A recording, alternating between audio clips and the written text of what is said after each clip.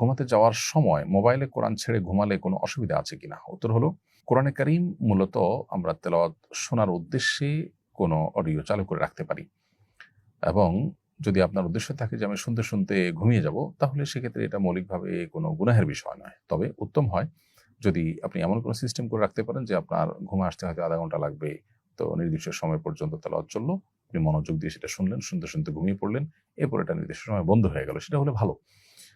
কারণ কোরআনে কারিমে আপনি যদি রুকিয়ার উদ্দেশ্যে চালু করেন কিংবা তেলাওয়াত শুনে সওয়াব আহরণ করার উদ্দেশ্যে তেলাওয়াত চালু করেন, তাহলেও সেক্ষেত্রে শোনাটা গুরুত্বপূর্ণ। বাট আপনি ঘুমায়ে যাচ্ছেন আর ঘন্টায় ঘন্টা সেটা চলছে, বিদ্যুৎ বিল উঠছে কিংবা ব্যাটারি চার্জ যাচ্ছে কিংবা সেটা কেউ শুনছে না অথচ এটা চলছে, তো এরকমটি করা অনুত্তম। যদি এরকম করেন তাতে গুনাহ হবে না। কারণ কোরআন তেলাওয়াত চালু করার সময় কেউ যদি হইচই না করে, অসম্মানজনক কিছু না করে, তাহলে মৌলিকভাবে এমনিতে কোরআন তেলাওয়াত চললে যে গুনাহ হয় ব্যাপারটা সেরকম না। কিন্তু তেলাওয়াত চললে সেটা শোনার উদ্দেশ্যেই কোরআন তেলাওয়াত চলবে এবং তেলাওয়াত করা হবে, শোনানো হবে, যে উচ্চস্বরে কোরআন তেলাওয়াত চালু করে রাখা হবে, সেটা শোনার উদ্দেশ্যেই হবে। এটাই হলো উচিত এবং মৌলিক। অতএব নির্দিষ্ট সময় বন্ধ করার ব্যবস্থা থাকলে সেটা সবচেয়ে ভালো হয়। মৃত্যুর কোনো পূর্ব লক্ষণ আছে কিনা? উত্তর হলো, মৃত্যুর কোনো নিশ্চিত লক্ষণ নেই যেটা দেখে মনে করা যায় এই লোকটা মারা যাবে। তবে অনেক মানুষ অভিজ্ঞতার আলোকে মৃত্যুর লক্ষণ বুঝতে পারে। যেমন আব্দুল্লাহ ইবনে আব্বাস, যেমন আব্বাস রাদিয়াল্লাহু তাআলা আনহুর মৃত্যু যখন ঘনিয়ে আসে তখন নবী করিম সাল্লাল্লাহু আলাইহি ওয়াসাল্লাম তার চেহারা দেখে বুঝতে পেরেছিলেন। এটা রেয়ার এবং এইটা দিয়ে অবশ্য আমরা সাধারণ মানুষ কারোর মৃত্যুর আলামত বলে দিতে পারবো না। এটা নবী সাল্লাল্লাহু আলাইহি ওয়াসাল্লাম বুঝেছেন। আল্লাহ তাকে শেফার আসাদ দিয়েছেন, দূরদৃষ্টি দিয়েছেন।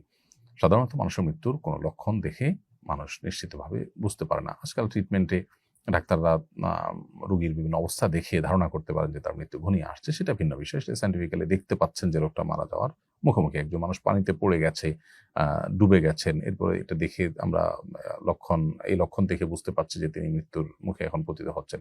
এরকম অনেকটা ডাক্তারদের বিষয়টা। তবে কোনো ধরনের পূর্ব লক্ষণ ছাড়াই হঠাৎ করে মানুষ মারা যাওয়ার নজির আমাদের সামনে অনেক আছে। বিধায় মৃত্যু কখন আসবে আমি লক্ষণ দেখে বুঝবো, এর জন্য অপেক্ষা না করে আমাদের সবসময় মৃত্যুর জন্য প্রস্তুত থাকা উচিত। স্বামী এবং স্ত্রী উমরায় গিয়েছেন, সেখানে স্ত্রী গর্ভবতী হয়েছেন, এখন তাদের উপর ইসলামের বিধান কি? ভাই সোহেল রানা, উমরার সফরে যদি কেউ যান এবং উমরার সফরের যেই সময়টাতে শারীরিক সম্পর্ক স্বামী স্ত্রীর মধ্যে নিষিদ্ধ, সেরকম সময় যদি তারা শারীরিক সম্পর্ক করে থাকেন, অর্থাৎ এহরামের কাপড় পরে যখন তারা উমরার নিয়ত করেছেন তখন থেকে নিয়ে তওয়াফ সাই শেষ করে মাথার চুল পুরুষরা মুন্ডন করা, নারীরা ছোট করা, তার আগ পর্যন্ত এই যে সময়টা, এই সময়টার মধ্যে যদি স্বামী স্ত্রীর মধ্যে শারীরিক সম্পর্ক হয়ে থাকে, তাহলে দেখতে হবে যে এটা তওয়াফের আগে হয়েছে কিনা। তওয়াফের যদি 4 চক্কর সম্পন্ন করার আগেই এরকমটি হয়ে থাকে, সেটা হোটেলে হতে পারে, তওয়াফের আগে হতে পারে, মাঝে যদি এরকম শারীরিক সম্পর্ক হয়ে থাকে, তাহলে সেক্ষেত্রে উমরা ভঙ্গ হয়ে যাবে, উমরাটা আবার আদায় করতে হবে। এবং এই যে এহরামরত অবস্থায় যে সমস্ত বিষয়গুলো নিষিদ্ধ, সেগুলো না মানার কারণে, অর্থাৎ স্বামী স্ত্রীর সম্পর্ক, শারীরিক সম্পর্ক কিংবা যৌনতা সংশ্লিষ্ট ক্রিয়াকর্ম থেকে বেঁচে থাকাটা আবশ্যক এই এহরামরত অবস্থাতে, সেটা তারা লঙ্ঘন করেছেন। সেজন্য তাদেরকে দম দিতে হবে, অর্থাৎ একটা ছাগল অথবা দুম্বা বা ভেড়া এটা মক্কায় জবাই করে গরিবদেরকে খাওয়াতে হবে কিংবা কোনো প্রতিষ্ঠানকে দায়িত্ব দিতে হবে। পাশাপাশি এই উমরাজে তাদের এই উমরাতে যে অসুবিধা তৈরি হলো বা তারা যে সমস্যা সৃষ্টি করলেন, এটার জন্য এই উমরা যদিও কন্টিনিউ তারা করবেন, শেষ করবেন, কিন্তু পরবর্তীতে উমরার কাজাও তাদেরকে করতে হবে, অর্থাৎ আরেকটা উমরা তাদেরকে ইহরাম পরে নতুন করে করতে হবে। আর যদি তওয়াফ হয়ে যেয়ে থাকে তারপরে হয়, সাইর পরে হয়, মাথার চুল চাচা বা মুন্ডন করার আগে হয়, তাহলে সেক্ষেত্রে দম দিতে হবে এবং দম দেওয়ার ফলে তাদের উমরা বিশুদ্ধ হয়ে যাবে।